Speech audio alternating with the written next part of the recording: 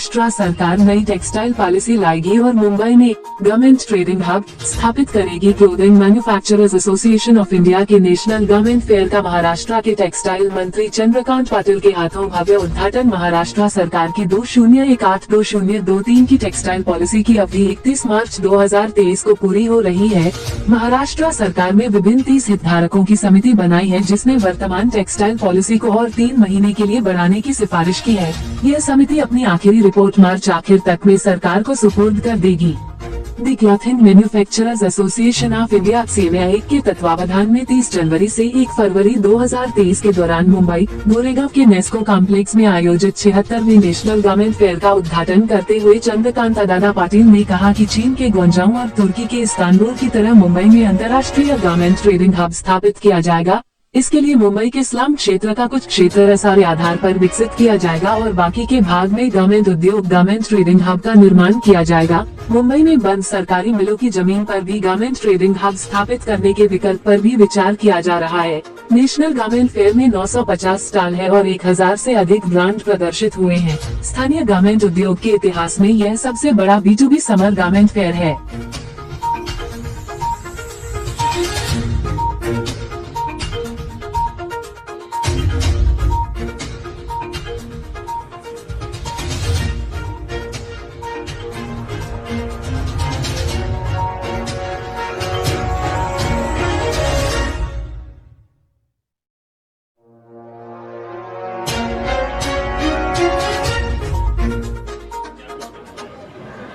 ऐसे है कि मुंबई महाराष्ट्र ये टेक्सटाइल का बड़ा हब था।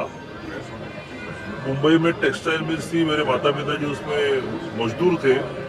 मुझे याद है कि कितना बड़ा बिजनेस था, लेकिन दत्ता सामंत जी के स्ट्राइक के बाद ये सारा समाप्त हुआ और राज्यों ने उसका फायदा उठाया और सारी इंडस्ट्री उठाकर लेकर गए। लेकिन अभी के दिनों में फिर से एक बार टेक्सटाइल इंडस्ट्री बहुत ग्रो हो रही है और महाराष्ट्र गवर्नमेंट भी उनके लिए अच्छी फैसिलिटी दे रही है।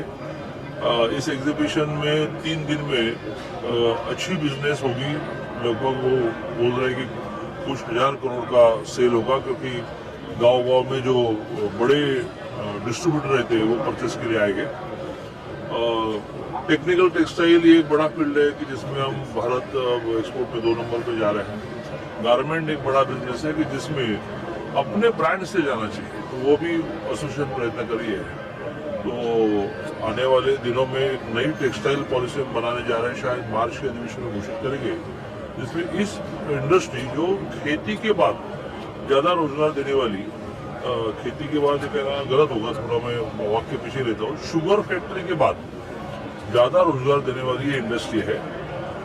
तो शुगर फैक्ट्री को तो हम बहुत सपोर्ट करते हैं, तो टेक्सटाइल को भी बहुत सपोर्ट करना चाहिए। और इसलिए मैं जब 14 से 16 टेक्सटाइल मिनिस्टर था तब एक पॉलिसी बनी जिसमें काफ़ी सुविधाएं दी। अब वो पॉलिसी समाप्त हुई तो नई पॉलिसी बनाने जा रहे हैं, तो उसमें से इस इंडस्ट्री को बूस्ट करने। CMAI का ये 76 नेशनल गारमेंट फेयर है, स्प्रिंग समर एडिशन। इसमें हमारे पास 1031 ब्रांड्स एग्जिबिट कर रहे हैं। ये एग्जीबिशन नेस्को के 5 हॉल में spread over 6 lakh square feet है। दादा जब आए थे एग्जीबिशन के इनॉग्रेशन के लिए, तो हमने उसी टाइम उनको बताया कि हमारी एसोसिएशन आगे के क्या प्लान्स लेके अपने मेंबर्स के लिए कर रहे हैं।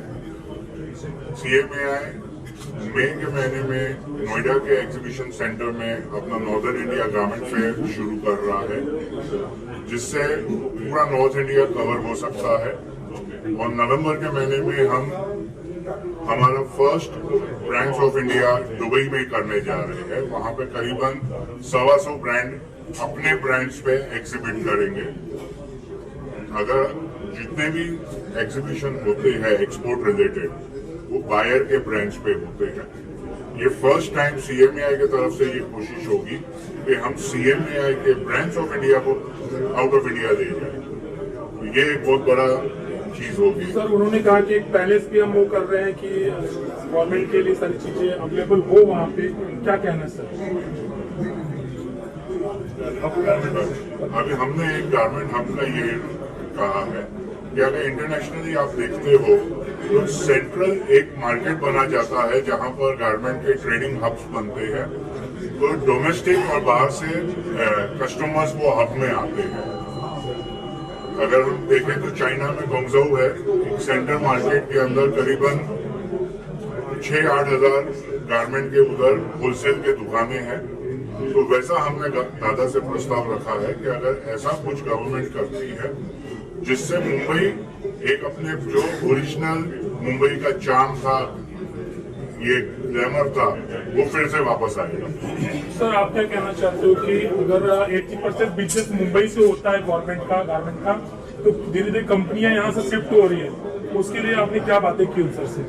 अदर स्टेट्स जो हैं वो उनको सब्सिडीज दे रहे हैं, जिसके लिए और सब्सिडीज के लिए हमने दादा से भी रिक्वेस्ट की है और दादा बहुत प्रोएक्टिव है। उन्होंने ऑलरेडी इलेक्ट्रिकल सब्सिडी का भी पास कर दिया है, जो पहले था फिर बंद हो गया था, उन्होंने फिर से उसको स्टार्ट कर दिया। और भी सब्सिडीज के लिए हम दादा से बात कर रहे हैं। तो we want the garment business to come back to Bombay like it was 10 years back, 15 years back. Sir आप क्या कहना चाहते हो कि सर जब देखा जाए तो बहुत पहले कि गवर्नमेंट इधर के लिए बहुत एक हब माना जाता था, अब धीरे धीरे कंपनियां शिफ्ट हो रही है और आ भी रही है, लोगों से क्या अपील करना चाहते हैं सर? मैं तो यही कहूँगा कि एक समय पे जैसे आपने बताया कि बॉम्बे एक प्रिंसिपल प्रीमियर लोकेशन था गारमेंट इंडस्ट्री के लिए, लेकिन बाकी के जो स्टेट्स थे वो धीरे धीरे एग्रेसिव मार्केटिंग पॉलिसीज इंट्रोड्यूस करके काफ़ी जो नए फैक्ट्रीज आ रहे थे, एक्सपेंशन जो कर रहे थे, वो अलग अलग स्टेट्स में जाने लगे, जैसे कि गुजरात है, मध्य प्रदेश है, बेंगलोर, कर्नाटका है। तो वो हिसाब से मुंबई का जो इम्पोर्टेंस था वो धीरे धीरे कम होते जा रहा है। तो हमने मंत्री जी से ये रिक्वेस्ट की है कि भले मैन्युफैक्चरिंग अभी मुंबई में मुश्किल होगा क्योंकि cost of living, cost of space बढ़ते जा रहे हैं, तो एक मुंबई को एक मार्केटिंग हब, एक ट्रेडिंग हब करके बनाए, जैसे कि सारे फ्रॉम ऑल ओवर इंडिया जो मैन्युफैक्चरर्स हैं वो मुंबई आके अपने शोरूम्स खोलें, अपने सैंपल रेंजेस रखें। एक ऐसा कोई भी व्यापारी गारमेंट का है उसको लगे कि भाई मुझे मुंबई तो जाना ही पड़ेगा, और वो हिसाब से गारमेंट इंडस्ट्री तो बढ़ेगी बढ़ेगी, लेकिन इतने सारे विजिटर्स आएंगे, इतने सारे बायर्स आएंगे, तो मुंबई की इकोनॉमी और महाराष्ट्र की ओवरऑल इकोनॉमी भी बढ़ सकती है। राजस्थान यहाँ पे कुल कितने स्टॉल लगे हैं, कहाँ से लोग आए हैं, क्या मुंबई से, बाहर से, कहाँ से? महाराष्ट्र से करीबन 70% पार्टिसिपेंट्स हैं और 30% ऑल ओवर इंडिया से। तो इसके अलावा क्या कुछ मतलब मैसेज देना चाहेंगे जो बिजनेसमैन है, जो लाइक इस तरह के इनोग्रेशन में या एग्जीबिशन में शामिल होना चाहते हैं, हो गए हैं, उनको लिए क्या मैसेज? तो देखिए, जितनी नेस्को में जगह है वो हमारी पूरी जगह करीबन 5 दिन में ब्लॉक हो जाती है। तो इसके लिए जो हमारा 77 नेशनल गारमेंट फेयर होगा वो for the first time Nesco और जियो वर्ल्ड सेंटर दोनों जगह